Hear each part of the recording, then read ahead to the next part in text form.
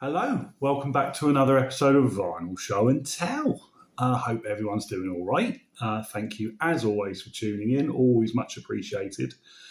So I've just got for you today one of my weekend spins videos. I haven't actually done one of these for a while.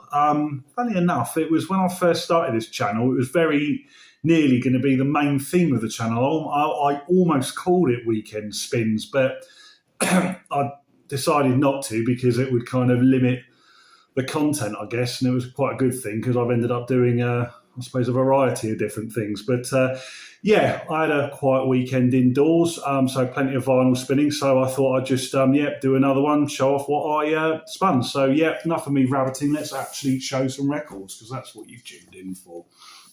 Okay, number one, right. Now, apologies for this because I showed that my last video, this record appeared because it was a fresh upgrade purchase. It's Brunning Sunflower Blues Band. Yeah, that is it because they changed the name slightly on other releases. Bullen Street Blues by Brunning Sunflower Blues Band, and this is on Saga Records. Right, I mentioned a little history on this before. It was Bob Brunning's band. He was the original bass player for Fleetwood Mac. So I gave this a clean and spun it. And I have to say, it's a really, really good record. Really, really good. Quite frankly, I mean, considering it was Saga was a budget label, for starters, the copy I've got is really, really nice. And Saga records are notorious for noisy pressings. But this sounded really, really good. It sounded almost perfect, to be honest with you. The fact that it's a budget release as well shouldn't put you off. If you like late 60s blues boom kind of material, this is definitely one to check out. I mean, I really would say this is up there with the likes of Chicken Shack, Fleetwood Mac, Savoy Brown. It's a great, great record, and I thoroughly enjoyed it. The recording quality in places is a little bit on the crude side. You can hear that it's the production's a bit on the amateurish side. Some of the vocals kind of distort, but in a way, it kind of adds to the charm of it. Something I can't explain. But this is going up in price as well. I paid £12 for this pretty decent copy. And on Discogs, it seems to be sort of selling for quite a bit more now. It seems to be getting a bit on the rare side. So if you can pick this one up, I recommend it. So that's, debut album by Brunning Sunflower Blues Band. There are others, but I do think this is the best one. Okay, another kind of blues boom record, although this is more of a jazz direction. This is the Keith Hartley Band. And it's the Battle of Northwest 6, or NW6. This is the first pressing on the Durham label. Durham.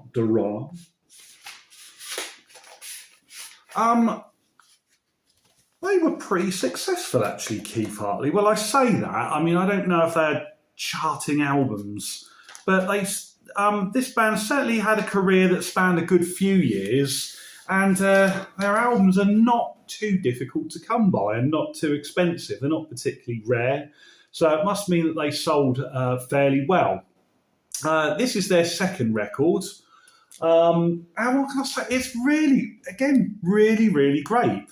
Keith Hartley was a member of John Mayall's Blues Breakers, as were an awful lot of people before he got kicked out for whatever reason. I don't know who he replaced and who replaced him. Someone let me know in the comments. I should have done my homework with that. But he formed his own band, and it's got a brass section. It takes a more jazzy approach.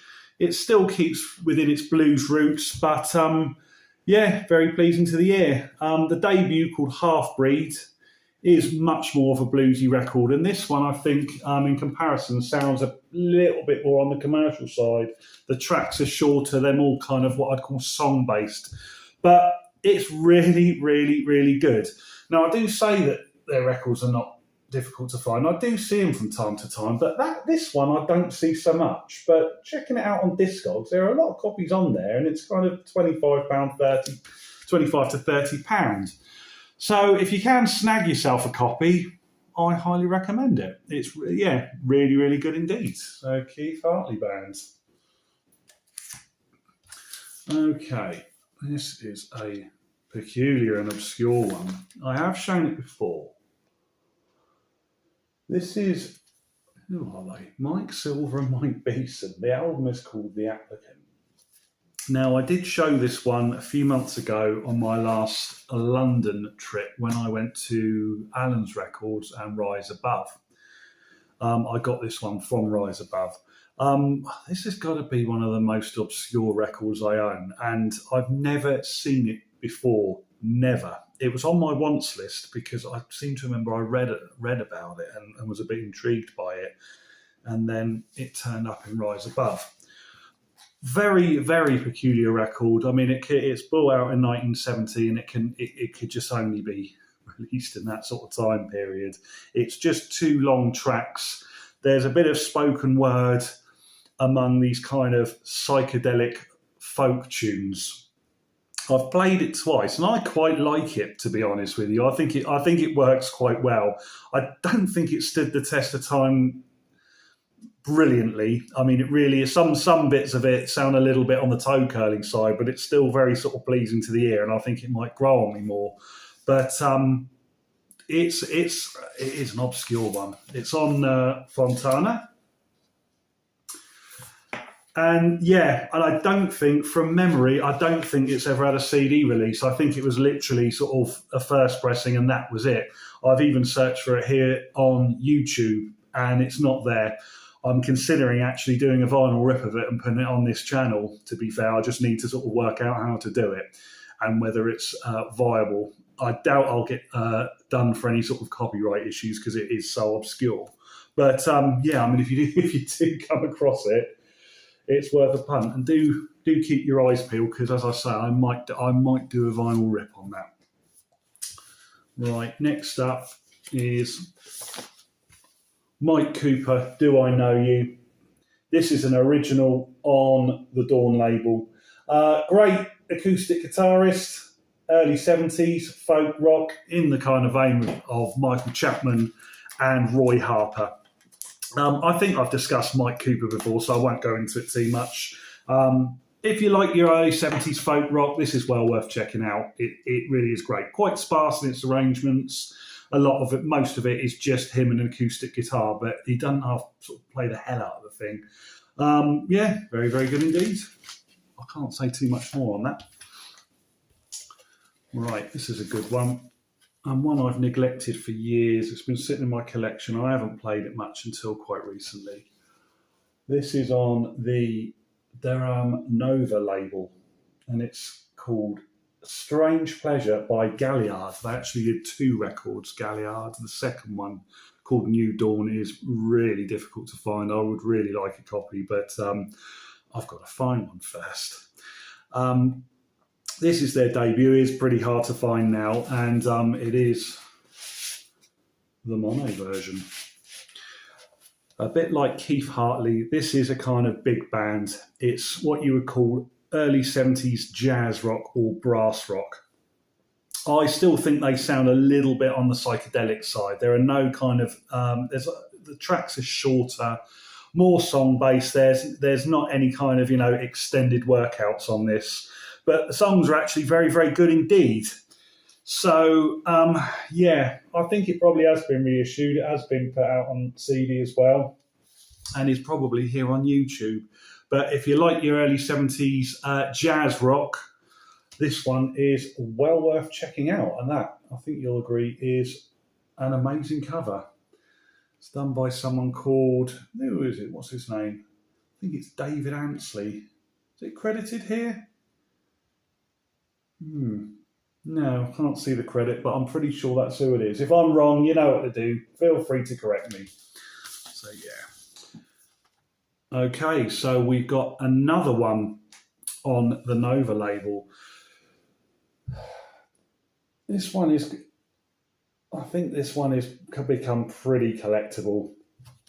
It's Barbed Wire Sandwich by Black Cat Bones. This is a heavy, very typical of the time, blues rock from 1970. As far as I'm aware, certain members of Free used to be in Black Cat Bones. I've got a feeling that I've got a feeling that Paul Kossoff and Andy Fraser might have been in them, I think. Again, keep saying it, correct me if I'm wrong. But yeah, I'm fairly sure that I'm right. Now, this one is not the best copy in the world. It is an original. It's on, as I say, Declanova. Got these lovely turquoise labels. It's a VG copy. What can I say about it? It sounds all right. It plays through. It's got clicks and pops. It is listenable. It doesn't sort of jump or distort or anything like that. And I would like to upgrade, but I think at this stage, an upgrade, unless I find a bargain copy, is going to be pretty difficult because, yeah, these seem to have gone up in price. I bought this one years and years ago. I say years and years. It was about, I think, 2000, 2001, which is, it's getting on for a quarter of a century, isn't it? It's amazing how much time flies. But I bought this on one of my trips to London when I first started becoming a serious collector. It's a shop in Islington called Haggle Vinyl. Now, do any London residents remember Haggle Vinyl? It was a bit of a notorious shop because the owner, who I think was called Lynn, was a bit on the grumpy side, although he was always all right to me whenever I went in there. And it was only a few times, after a while he used to recognise me. He was always all right to me. I did see him get grumpy and have arguments with people who were going in there and, taking the mickey, but he was okay by me. I was trying to remember exactly how much I paid for this back in the early noughties, and what happened was I got the label, the price label, price sticker that is, took it off the front of the record, and I stuck it inside the record. I don't know if you can see that. Can you see that? There it is. Haggle Vinyl. They do labels similar to the Notting Hill and Greenwich record and tape exchange where reductions can be on, and I paid £50 for it. If you look closely, it's even got their old phone number on, which has a London dialing code of 0171. Do you remember that? 0171. That's how long ago we're talking. So, yeah, it was an interesting shop, Haggle Vinyl. It was quite run down, and I do remember a few times coming away from there after rooting through an awful lot of records with very, very black fingertips. And later on, it was towards the end of the shop's life, I do believe the interior of the shop was very briefly featured in an advert for the Yellow Pages phone directory, where the advert was kind of like a hark back to the J.R. Harley thing. Anyone in the UK of a certain age will remember that, but they kind of updated it, and they had a record collector looking for a certain record, and Haggle Vinyl was one of the interior shops featured in it, although it didn't have Lynn, the owner at the time. I believe he's no longer with us, but there we are. That's a story to tell. So, yeah, nice one to have. Okay, next up, right, a debut spin. Now, this is a record that I've been after for quite a considerable number of years, and an original copy has eluded me. But I managed to find one on Discogs for a pretty good price, and I feel it was undergraded, graded as VG, but the description suggested it would be better. And it is, excuse me, Disintegration by The Cure. Really, really good one, this. Really, really good one. I've got all of the Cure albums up to this one. The one before that, Kiss Me, Kiss Me, Kiss Me, I had that, but this one has eluded me. Finally got a decent playable copy. The problem with it is we've got an hour or thereabouts of music on one disc, so the audio is a little bit on the quiet side and kind of lacks the dynamics if it had less time.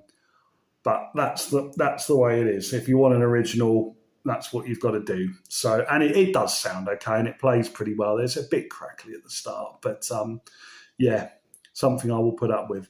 So yeah, sounded a really decent record. One of the songs on here, Lullaby, was the first Cure track I ever heard. That came out in 1989, so I would have been 11 then. Now, up to then, I'd never even heard of The Cure. I know they've had sort of hits through the 80s, but for some reason, as a child, they completely eluded me. But all I remember about the track Lullaby coming out is I think it's got one of the best music videos ever made. Robert Smith lying in bed in his pajamas, covered in cobwebs. It's it's quite a disturbing vision, to be honest with you, as well as being a great song. So yeah, pleased to have that one. That's very nice indeed. Lovely. And finally, another one from the 80s. Now, this one I also bought recently, but I've owned for years, but this is an upgrade copy. And this album's been taught, I've seen this album shown a couple of times here on YouTube in the VC, and it is Colour of Spring by Talk Talk. This is an original UK EMI issue. So the reason I upgraded it was because the copy I've got, and it happens a lot with these, is very crackly indeed. For some reason, EMI in the 80s decided to make their records very, very thin and make their card inners very, very thick. And record removal after several times, it often damaged the disc. Now, this one is pretty pristine. It's got a couple of little marks on it, but it plays brilliantly. I never see this in the wild. Never saw it. I've been looking for an upgrade, and I couldn't even find a sort of knacker copy, let alone a decent one. So I actually relented and went online to buy this. I got it off eBay, funny enough. It wasn't a bid, it was just on a buy it now. But yeah, played it over the weekend, and yeah, I'd forgotten how much I adore this record. It's wonderful. It is absolutely wonderful. What's been said about Talk Talk and this particular record in the past is that they did 5 records. This is their 3rd. First 2 records were good synth pop albums. The latter 2 were much more experimental and ambient.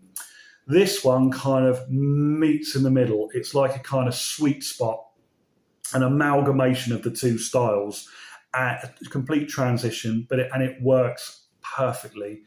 The production on it is beautiful, and it is quite possibly one of the best sounding records I've ever heard.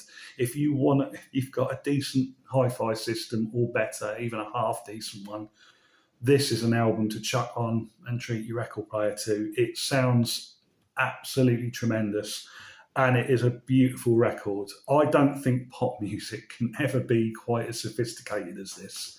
It's absolutely wonderful.